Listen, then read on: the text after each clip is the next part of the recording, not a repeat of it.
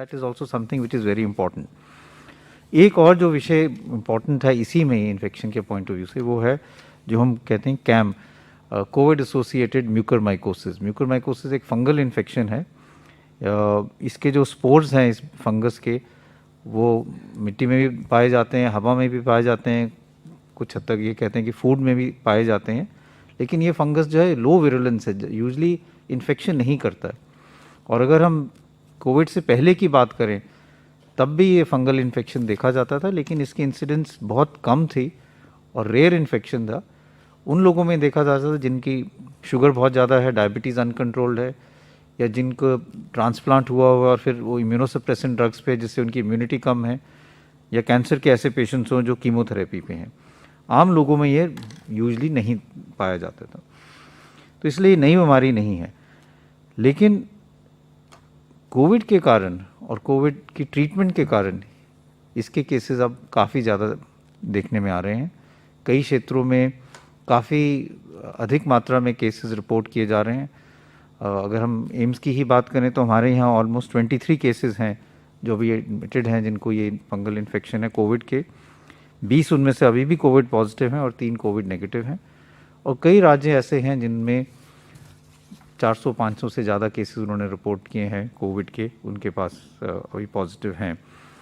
ये जो बीमारी है वो या तो फेस को इफेक्ट करती है, जिसको हम कहते हैं राइनो ऑर्बिटल सेरेब्रल म्यूकरमाइकोसिस, जिसके कारण नाक में, आँख की जो ऑर्बिट है उसमें या ब्रेन के अंदर इन्फेक्शन फैल सकता है, जिससे लोगों की विजन भी जा सकती है, आँख की रोशनी जा सकती है, और कुछ हद तक कभी ब्रेन में भी इन्फेक्शन हो सकता है। साथ में ये फेफड़े में भी फैल सकता है, जिसको हम कहते हैं पल्मोनरी म्यूकरमाइकोसिस। दोनों में कुछ लक्षण हैं, जैसे अगर राइनो ऑर्बिटल सेरेब्रल म्यूकरमाइकोसिस है तो हेडेक हो सकता है, सिर में दर्द हो सकती है, नाक ब्लॉक हो सकता है, नाक से सिक्रीशंस आ सकती हैं जो हरे रंग की हो, या नाक से खून आ सकता है, या एक चेहरे में सेंसेशन कम हो सकती है, एक साइड में चेहरे में सोजिश हो सकती है, या स्किन में डिस्कलरेशन हो सकता है। अगर फेफड़े में हो तो बुखार हो सकता है, छाती में दर्द हो जाती है, खांसी होती है, खांसी में खून आ सकता है। लेकिन मोस्ट इम्पॉर्टेंट इशू ये है कि ये फंगल इन्फेक्शन अब ज़्यादा क्यों देखा जा रहा है और उसके क्या कारण हैं और क्या प्रिवेंटिव एस्पेक्ट्स हम कर सकते हैं। एक तो ये है कि जो कोविड इन्फेक्शन है उसके कारण भी ये एक रिस्क फैक्टर है। कोविड इन्फेक्शन में जो हमारे हम ब्लड काउंट्स देखें तो एक सेल लाइन जो है जिसको हम लिम्फोसाइट्स कहते हैं वो कम हो जाते हैं, लिम्फोपीनिया हो जाता है। तो उसके कारण बॉडी में जो CD4 CD8 सेल्स हैं वो कम होते हैं और उसके कारण अपॉर्चुनिस्टिक इन्फेक्शन, फंगल इन्फेक्शन के चांसेस बढ़ जाते हैं। ये फर्स्ट वेव में भी देखा गया था, और अगर हम 2003 सार्स की बात करें तो तब भी अगर डेटा देखें तो तब भी फंगल इन्फेक्शन कुछ हद तक ज़्यादा रिपोर्ट किया गया था। लेकिन इस दफ़ा जब हम इसको ज़्यादा देख रहे हैं उसके कारण दो और हैं। एक कारण ये है कि कई ऐसे पेशेंट्स हैं जिनको डायबिटीज़ है, शुगर की तकलीफ़ है, और अगर वो कंट्रोल ना हो तो उनमें भी ये फंगल इन्फेक्शन के चांसेस ज़्यादा होते हैं। और तीसरा जो बहुत इम्पॉर्टेंट कारण है, miss use of steroids. Steroids जो पेशेंट्स ले रहे हैं जिनको डायबिटीज़ हैं और साथ में कोविड है, अगर ये तीनों चीज़ें इकट्ठी मिल जाएं तो वो चांसेस ऑफ फंगल इन्फेक्शन एकदम बढ़ जाते हैं।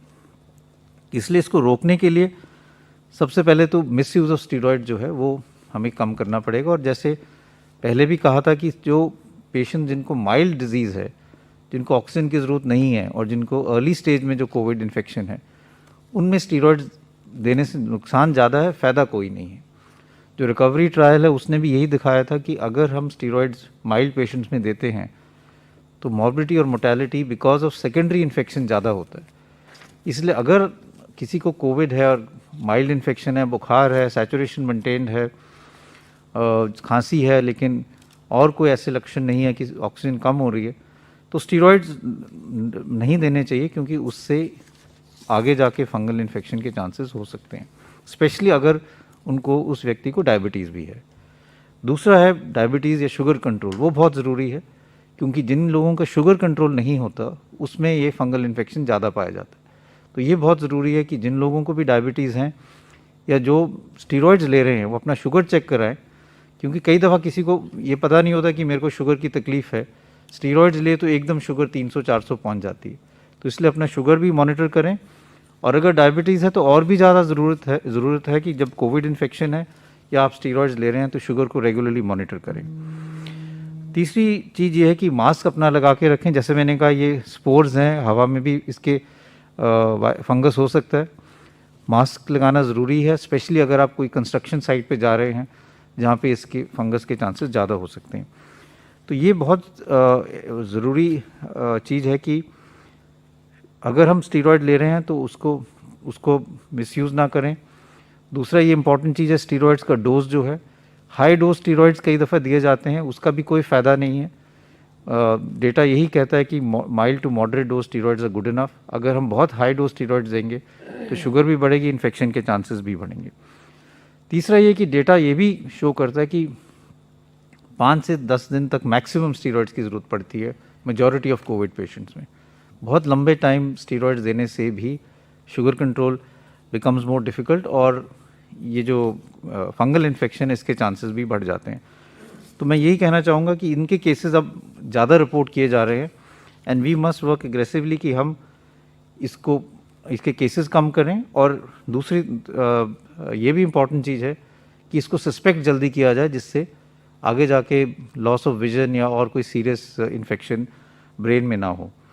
तो इसलिए अगर आपको जब भी कोई पेशेंट डिस्चार्ज होता है तो जो मैंने लक्षण बताएं, अगर किसी को कोई भी ऐसे लक्षण हो तो डॉक्टर से ज़रूर संपर्क करें, अपना शुगर कंट्रोल करें, और अपनी स्टीरॉयड्स अगर अननेसेसरी हैं तो उसको बंद करना चाहिए।